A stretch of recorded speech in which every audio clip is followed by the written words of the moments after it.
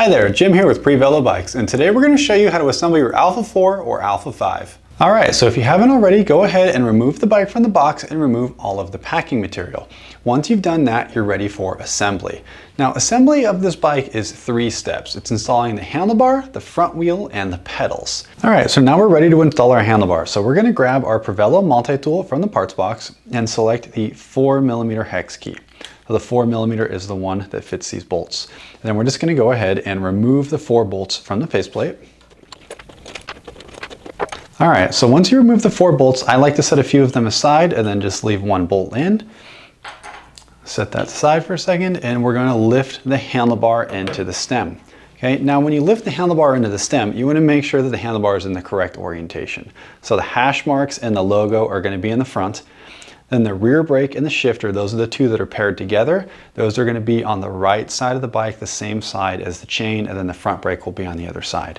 And then these cables should have a smooth path around and into the frame. You don't want the cables behind the stem, you know, to where they're all mangled up, or with the handlebar twisted around at all. So the cables need that nice smooth path into the frame. Okay. Then once you have the handlebar just in the general orientation, you can lift the faceplate. So I just have 1 bolt in it. And just finger tighten that into the stem body.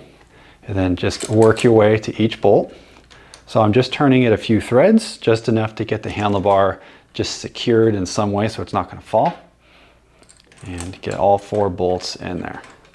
So now at this point, you know, the handlebar can move around, so not a big deal. So now we're going to grab our multi-tool and go through and start tightening the bolts. Now, as you do this, you want to tighten the bolts in a star pattern. So we're going to go 1, 2, 3, and 4. So like an X. And then as you do this, you also want to note at the stem body, or between the stem body and the faceplate, there's a gap here and there's a gap here. Those are never going to fully close. So you want to keep the gap even. Don't tighten the top all the way and then have a big gap on the bottom. You want to try to even out the pressure of tightening the faceplate into the stem body. So what I'm going to do is get my handlebar kind of just generally aligned here. And I'm going to tighten up this top left bolt. So I'm not torquing it all the way down. I'm just going to get it to where it's starting to snug up a little bit. And then I'm going to move down to this bottom one. So right now the gap up here, it's not quite big enough to put in the wrench, but there's a few millimeters of space. So I'm moving down to the bottom right. So I went diagonal across the stem body. Gonna get this one kind of snugged up here. And since these 2 are my starting point, this allows me to see if that gap between the top and the bottom is equal. So, and it's about equal, okay? And now at this point, the handlebar is pretty snug in there, so I can't actually move it right now. I'm gonna loosen this just a little bit. So, and I'm going to use this opportunity to try to get the handlebar where I want it. So for this, there's no front wheel in here right now. So if you were to lift this up a little bit and get the bike kind of to where you would want it, you can get a good idea of where you want the handlebar, or you might want to adjust this at the very end. It kind of depends on how, what your preference might be for the angle of the handlebar. But for the most part, what your goal is for the handlebar to be straight up and down, so this bend goes straight up, and the brake levers sit at about 45 degrees from level ground. If you have a smaller kid, you might want the handlebar rotated back, and then some people just like the handlebar forward, so that's really just a preference. But for most people, I would have this go straight up and the brake levers at about 45 degree, which is about where we have it here. And then make sure that the handlebar is centered, so it's not slid off to one side or another. It should be right in the middle of the stem. Okay. All right, so now I have those 2 tight. So now I'm going to move up to this top right bolt. So I started here and then I went diagonal, and now I'm going to go up. Get this bolt snug, and then I will move down to this 4th and final bolt.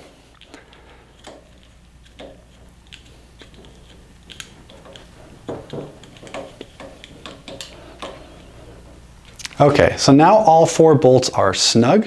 So I'm just going to go through and just give them all one last check. I want to make sure that they're all kind of at equal pressure here. And they're all tight, right? So they're about as far as I can turn it with the wrench in this configuration without really like muscling it. So to torque them down, I'm going to move the multi-tool into this position. So this gives me leverage as I push down. And then I'm going to start with the wrench about straight up and then give it a 1/4 turn. And then go down diagonally again, 1/4 turn. and back up. So I'm doing that same X star pattern, quarter turn, and a quarter turn on that final bolt. So that gets me around to my torque spec, and then that's it. The handlebar is installed. So now we're ready to install our front wheel. So to do this, I like to flip the bike upside down like this. It just makes it easier to drop the wheel into place. And now before we actually put the wheel in, I just want to take a step back and talk about the packing material. So on the front wheel, there's going to be a big piece of plastic that covers the rotor and then a smaller piece of plastic on the other side. So this is just a protector for shipping. When you remove this, it is possible, and see I just did it here, it's possible for it to remove the aluminum cap for the hub. Now this needs to be there for the wheel to be properly installed in the fork. So if you are struggling to get the wheel inside the fork, check your packing material and make sure that this end cap isn't still on the plastic. Okay, and then to put this on, it literally just slides right onto the end and you don't have to do anything else. So the same thing on the other side. So we'll pull this off, and it came off, but it did start to pull that cap. So we're just gonna push that cap all the way on. Okay, now before you slide into the fork, there's also a plastic spacer inside the front brake caliper. Now this spacer is because on a hydraulic brake, if the brake is pulled and the wheel is not in place, the pads will go in and get stuck. They're not gonna fully retract. If that happens, the rotor isn't gonna be able to go in, or if it does, the brake is gonna rub really badly. So you wanna make sure that once any of this is removed, you do not pull that front brake. Okay, so with all that out of the way, we're just gonna slide our wheel into place and make sure that you slide the rotor into the caliper and the wheel isn't on backwards. Okay, just gonna slide this into place. So get everything lined up. And it should just drop right in once it's lined up. And then in your parts box is gonna be the front quick release skewer. So on the skewer, there's a lever, a washer, 2 springs, and a nut. So we're just gonna remove the nut and one of the springs. And now these springs are a conical shape. So on one side it's larger, one side it's smaller. The smaller side is gonna go in towards the bike. So on this one, the spring is still installed and you can really see what orientation it needs to be in. And then this with the lever side is gonna slide into the axle from the brake side. I'm kind of doing this backwards blind here so that you can see.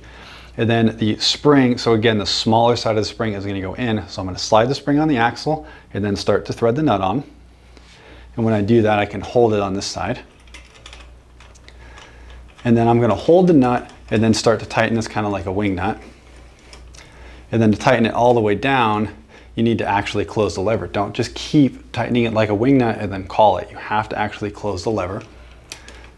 Okay, so now I'm gonna get this to where when I close the lever, I wanna hit tension when the lever is about straight out, okay? So if you hit tension when the lever is up, it's gonna be too tight.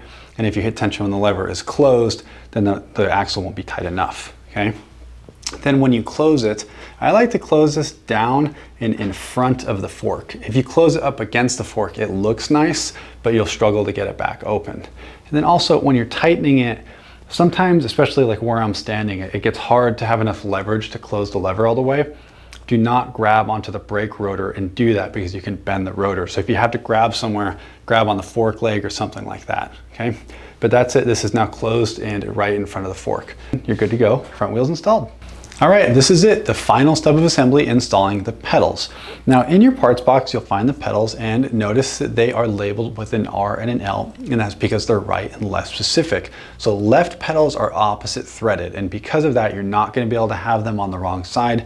So if you're trying to force a pedal in and it's just not going, check and make sure that you have the left pedal on the left side and the right pedal on the right side. Okay. And then if you happen to already remove that sticker, it's pretty easy to tell the difference. So like right now, this is in my right hand, I look at it and I can read the word Brabello. If the pedal is upside down or on the wrong side, you're not gonna be able to read the label, all right? So the right pedal going into the right side, you'll need the 6mm from your parts box. And yes, your multi-tool has a 6mm on it, but pedals need to be very tight. So if you try to use the multi-tool to do that, the multi-tool can bend and you won't be able to get the pedal as tight as it should be. There is also a little adapter in the parts box to bring it to an 8mm. You would put that on here if you are installing the aluminum air pedals. Those require the 8mm, so you need the adapter. But if you have stock pedals, you're just gonna thread this right in with the 6mm hex key. Okay. Now this hex key is gonna go in through the crank arm hole into the pedal spindle. So I'm gonna get that in. And now since this is the right pedal and it's a standard thread, I'm in through the back. So it's actually going to be backwards. So I'm going to turn this to the left to tighten it. And we're just going to thread that all the way in. And right now I'm just driving the pedal in. So once I get it to the point to where it starts to get tight, I'm going to pull this wrench out, and then I'm going to get it in like the L configuration so that I can get some leverage on the wrench. I'm going to get the crank arm at about 45 degrees, get this guy in here, and then if you push on the tire, you can see that it's going to move the crank. So one way it's just going to freewheel, the other way it's going to push on the crank. So I'm going to use that as leverage to get that pedal nice and tight. So I'm pushing on the wheel while I push on the wrench and get it tight. And that's it, that pedal's installed. Okay, now to move on to the left pedal. So again, this is the one that's opposite threaded. So I'm going to do the same thing, but since I'm tightening it from the back, this one's going to spin to the right. And make sure that it threads in smoothly. If you're having a hard time getting it thread in, it could be cross-threaded, or you could have the pedals mixed up. Just make sure that you don't force anything. Okay. All right, so that pedal's driven all the way in. I'm going to do the same thing where I put the pedal at about 45 degrees, and then grab the tire and push, and get that pedal nice and tight. That's it, pedals are installed. All right, congratulations, the bike is fully assembled. Now, before you put a kit on it, you might need to adjust the seat height, and you should give the bike a quick safety check. And you should really do the safety check anytime you put your kit on the bike, okay? So for seat height, all you gotta do is open up the quick release lever and then get the seat to the proper height. Now, I just wanna mention that there is a minimum insertion mark on all bicycle seat posts. So just make sure that that insertion mark is not visible. It's there to make sure that there is enough seat post in the frame for strength, okay? So let's get that in there. Make sure the seat is lined up with the frame, and close your quick release lever. Now, if you close it and it's loose and you can move the seats, you just need to tighten the nut a little bit on the back side. And then if it is too tight and you can't close it, just loosen up the nut a little bit. You just need to find the balance so that it's tight enough, okay? Now, before you put them on for the safety check, squeeze the tires, make sure that they have air in them, make sure both brakes work and function. And then just give things a little wiggle and make sure the handlebars don't twist, nothing is loose, and you don't feel any noticeable wobbles, and the bike is safe and ready to ride. All right, that's it. Enjoy the bike. Hope your little one loves it. Thank you. Take care.